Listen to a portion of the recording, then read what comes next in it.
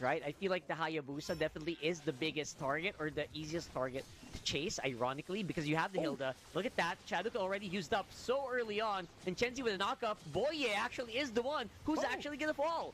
Shut down with Kun, and it's a mega kill for the Uranus.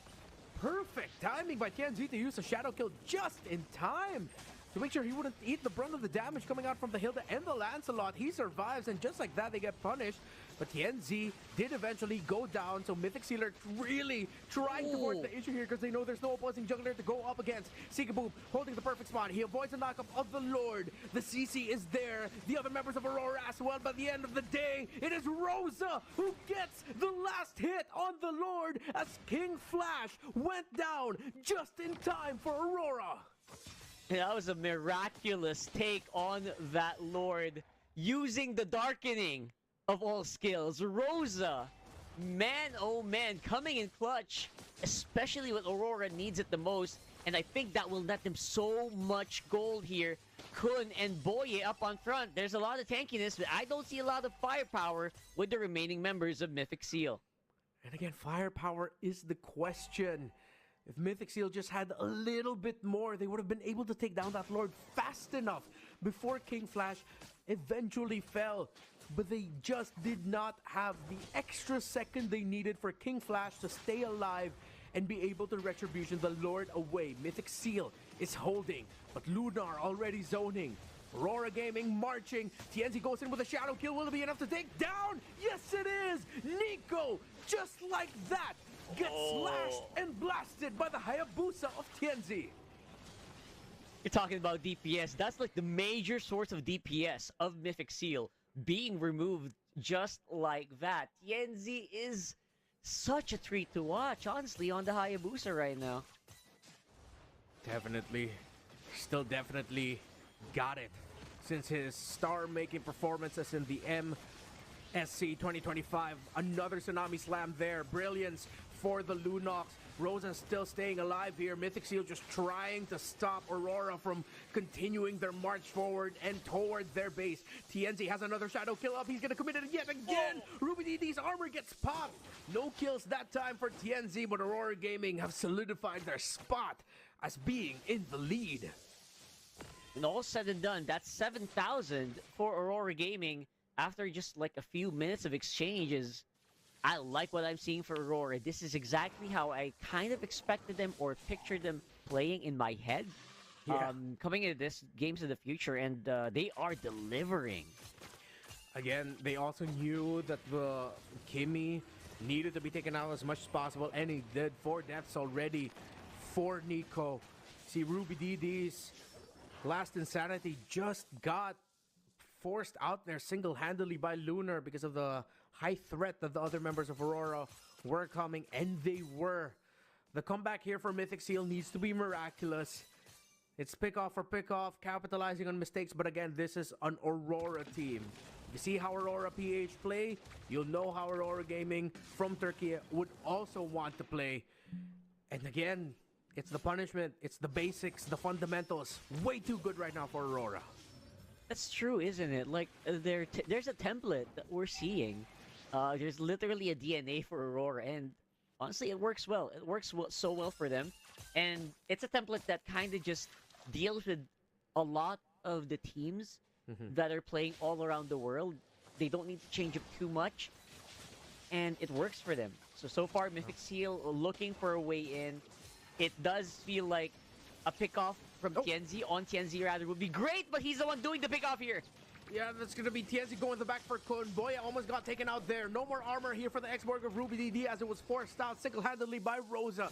And just like that, Mythic Seal's hopes in contesting for this Lord have been dashed, and they will have to try as best as they can to hold off the eventual assault. But Aurora decided to reset.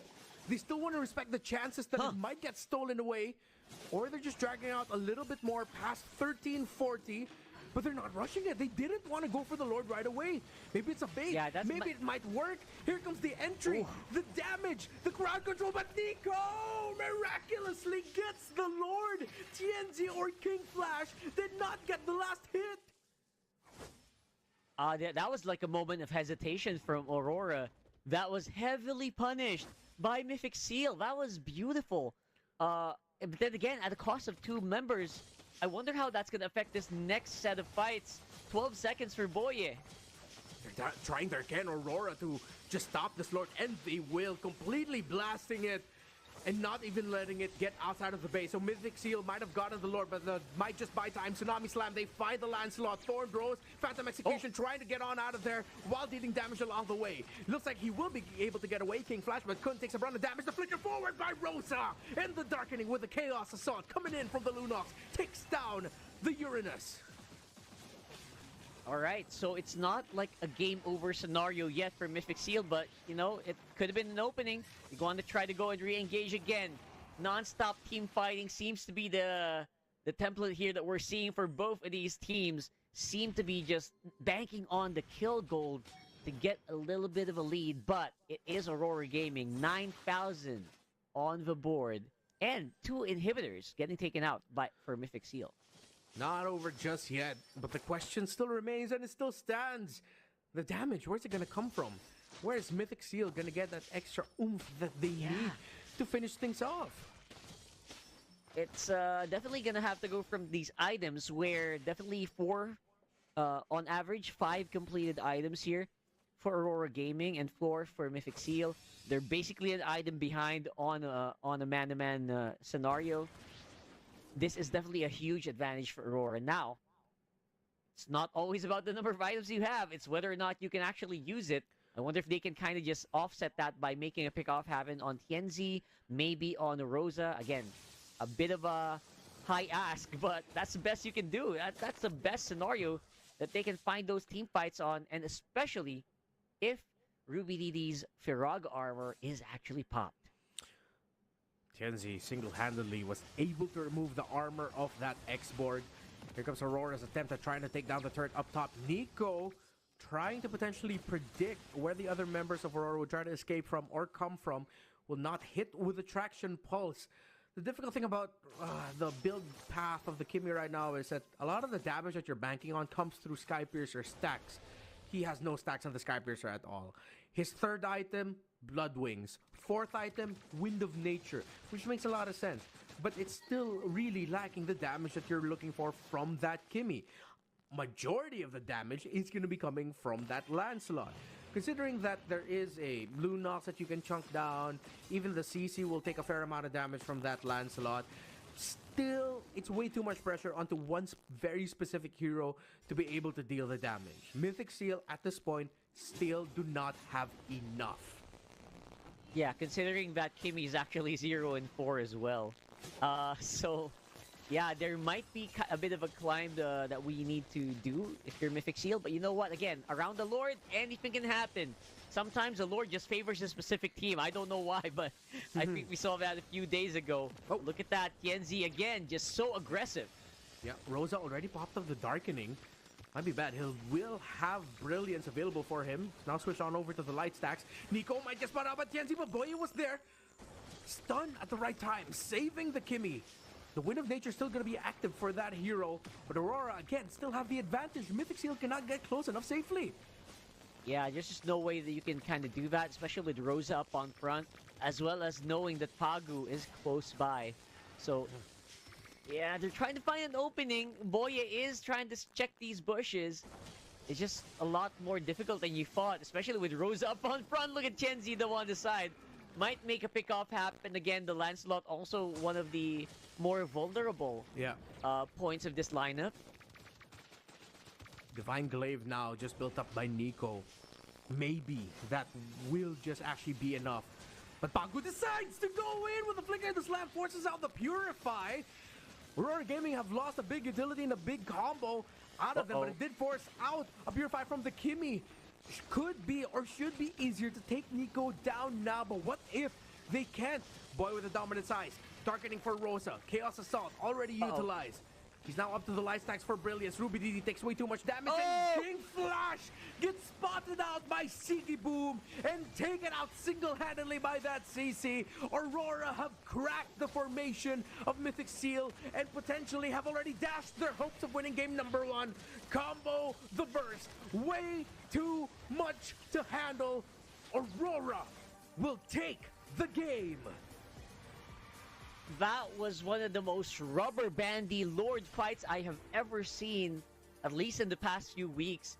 Man, it felt like Mythic Seal was just trying to... they were tugging at each other. These are two teams that are literally threading the needle of power on that Lord fight, which was eventually... it snapped so hard. The snapback was insane for Mythic Seal. And once they lost King Flash, that was it, right? There was just no way they were winning that game. It was either Aurora was going to get that Lord, or, again, like we saw, Aurora running down the mid. And that's exactly what you want to see. Effective it is on the team fight. It's Aurora Gaming who still won out on the macro and in the game. Way too good, showing off why they dominated their region, and they continue that trend. It seems like Mythic Seal are going to have to do a lot going back to the drawing board to try and find a hole to capitalize on, a missing link somewhere, but Aurora just look way too solid. Despite Mythic Seal, I honestly liked how they tried to tackle this game.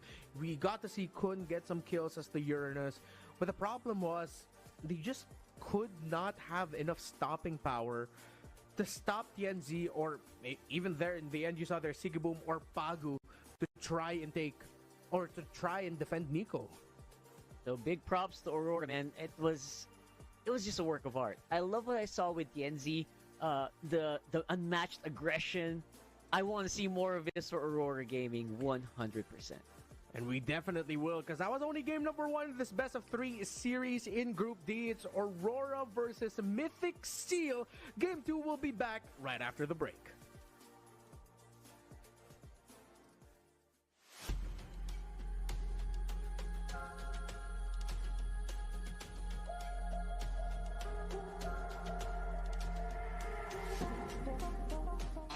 Abu Dhabi and UAE at the moment seems to be the epicenter of autonomous robotics and many other activities.